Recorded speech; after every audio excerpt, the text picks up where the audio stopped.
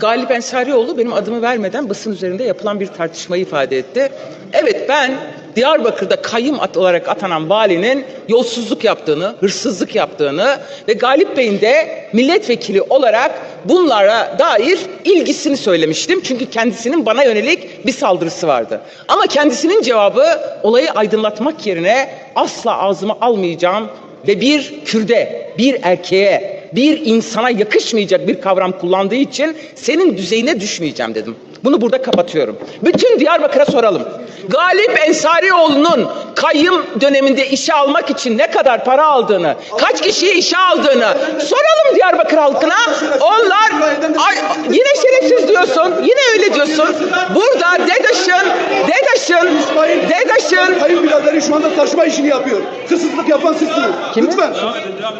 İspat etmezsen şerefsizsin. Bir dakika, Sensin şerefsiz. Galip Bey,